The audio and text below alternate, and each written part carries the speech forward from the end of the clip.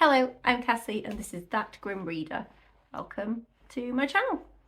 Today's video is going to be about the Amazon Creature Feature collection, which is a set of short stories curated by Amazon. There's 6 of them by various pretty big names in the horror genre. This was originally a reading vlog, but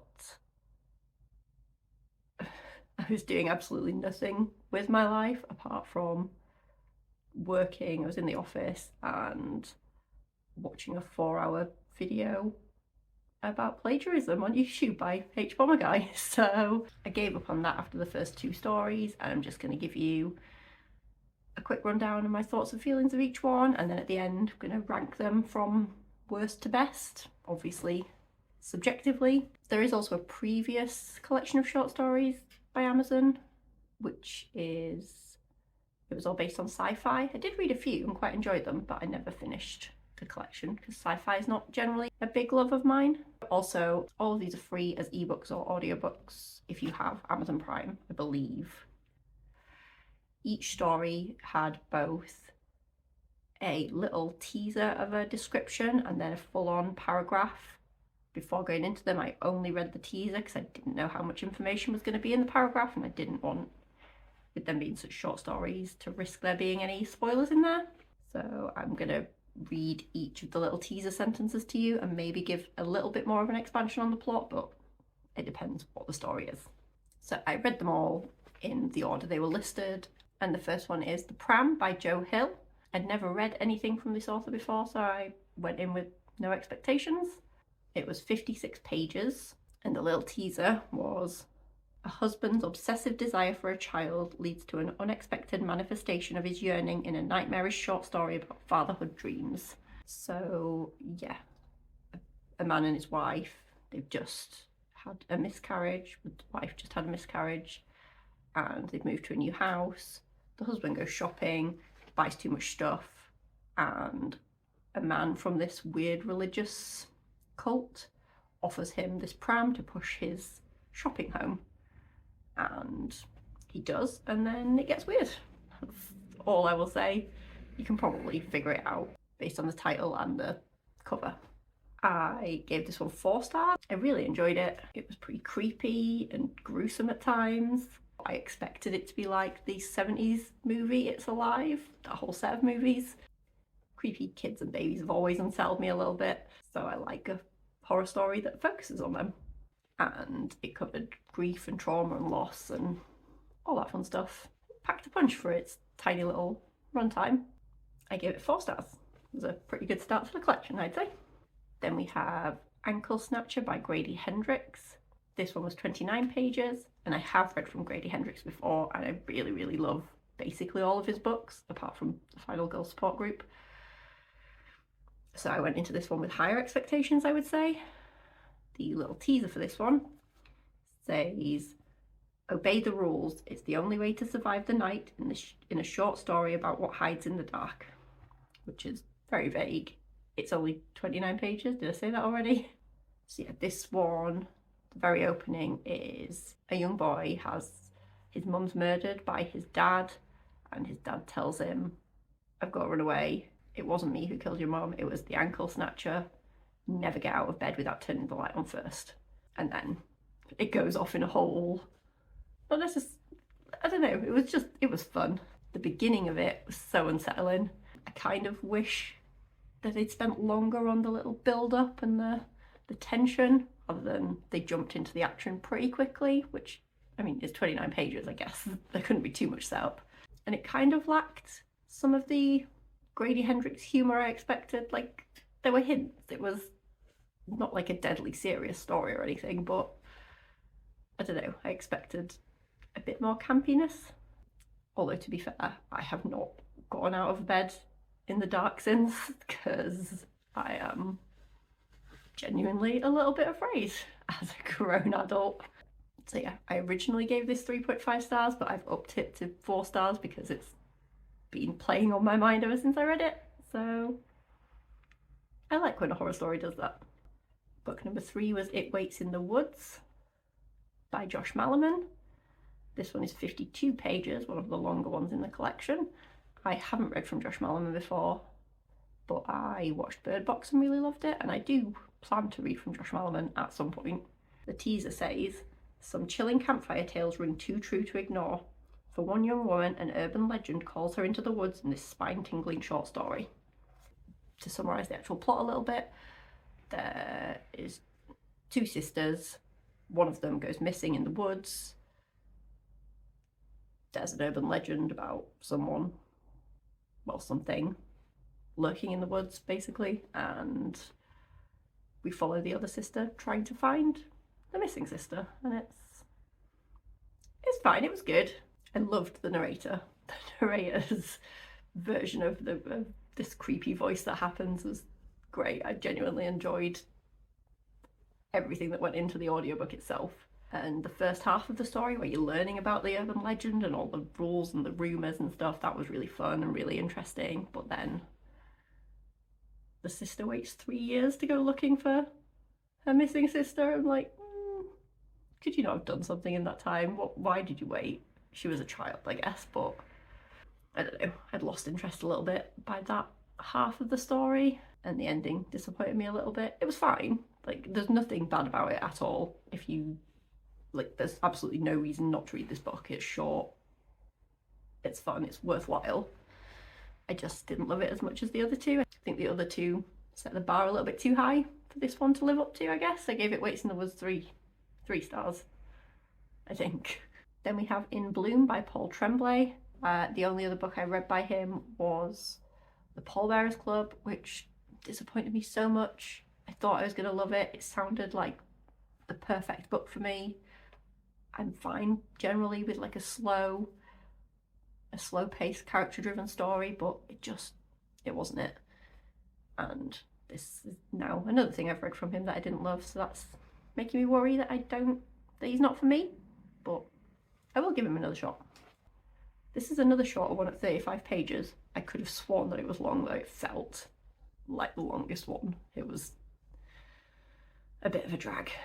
The little teaser is very vague. It just says, there's something in the water in this hallucinatory short story. That's it. We follow a journalist who goes to interview some guy about his experience with these, what was it called? I don't know, some dodgy stuff in the water, spores or something. I'm so bored about it, I can't even remember what happened anymore. But anyway, journalist goes to interview this guy. He tells his story, which takes up a big chunk of the story. And why is there so much baseball? There's no need for there to be this much baseball in a story this short. I didn't care about the baseball. The kid in the story, rude. The kid in the story also didn't care about baseball, so at least we had that in common, I guess. I did really like the creepy part that happened in the water. That was great. And the very ending I kind of liked. I took a few notes for each story that I wrote so I wouldn't forget everything, and literally for this one I just wrote the word underwhelming. That was my entire thought process. I did listen to it on the drive to work the other day, so maybe I didn't give it as much attention as it deserved. Maybe it could have been better if I focused more, but I really don't think so. I think it's more that I couldn't focus because I found it a bit tedious. And this one I gave 2.5 stars. Then story number 5 was Best of Luck by Jason Mott. I also haven't read from this author before. I've never even heard of him. This one was another little snappy 29-page story. The teaser blurb thing said, "Did you ever hear the one about the man with a string of bad luck? The worst is still to come in a chilling short story of an insatiable friendship." This one I really, really enjoyed. It is about 2 best friends. One of them has very, very good luck. The other one has very, very bad luck. And the one who's been having bad luck, he's just snapped. He's mad. He thinks it's unfair. And the 2 friends are chatting about it, I guess. It's so good, so interesting. It was gross. It was fascinating. It was just a short, snappy little... It was great. I can't say much about it. The horror aspect, tip top. brilliant, tip-top. Never said tip-top in my life. Yeah, absolutely amazing. I gave it 4.5 stars. And the final book in the collection is Big Bad by Chandler Baker. This is another author that I hadn't read from before, but I had heard of this one at least. I want to read The Whisper Network if I ever stumble upon a copy in the wild. The little blurb thing is, for a family trying to make an isolated farmhouse into a home, fear and rage are getting harder to control in this primal short story. This is the longest of the set at 59 pages, but it did not feel nearly as long as in Bloom. The extra little bit of plot that I'll give you is a husband, wife and their 2 children move to a farmhouse. The mum's gone away on a business trip, the dad's looking after the 2 kids, and then there's a knock on the door from this random guy who's really adamant that he needs to see the mum, the wife, and saying they're old friends, they go way back. She's not at a conference, tell me where she is, what have you done with her? So you're trying to, yeah, I don't know, it was really interesting, it was good. If you look at the cover, it's obvious what's going on. It's not, I don't think it's meant to be surprising. It doesn't act like it's some big plot twist when you see what's going on.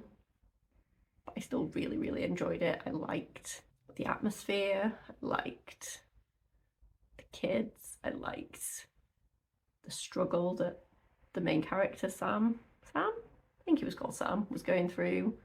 It was really well done. Like, it was kind of a basic story, but it was done so well that it didn't matter. So my overall ranking would probably be In Bloom at the very bottom, because it was just a bit boring and tedious, followed by It Waits in the Woods, which was, it had some good parts, but the middle third, just lost me a little bit. It was fine, it was good. Then Big Bad would be in 4th place. Now it's getting hard. I think I have to put Anklesnatcher in 3rd place. I love Grady Hendrix so much, and the fact that I had such high expectations probably did affect my rating. Then I will put the Pram at number 2 because it was gross. I liked it, and yeah, I enjoy a story about grief and loss and trauma and all that stuff. If that's involved in a horror story, that just improves it for me most of the time. And number 1 is Best of Luck. I genuinely, it just disturbed me. I loved it. It was brilliant. Overall, I strongly recommend the entire collection, the whole thing. If you listen to the audiobooks, I think it took me less than 6 hours for all of the stories. Most of them were less than an hour, I think, or around an hour. If you have Prime, why not? They're literally free. And I'm definitely going to check out some of these authors and their other work going forwards. If you have any recommendations by Joe Hill or Jason Mott, please let me know. I think, did Joe Hill do Nos for R2 or whatever ridiculous name it is, the vampire thing? I wasn't really interested in that before, but now that I've read from him and enjoyed him, I might give it a go. Have you read any of the stories from this collection? Did you enjoy them? Do you agree with my ranking? Am I absolutely wrong and Paul Tremblay's a genius and In Bloom wasn't boring, it was fantastic? Please tell me, like, explain to me what I'm missing, because I want to love that author so badly. Thank you so much for watching this video, and I will see you in the next one. Bye!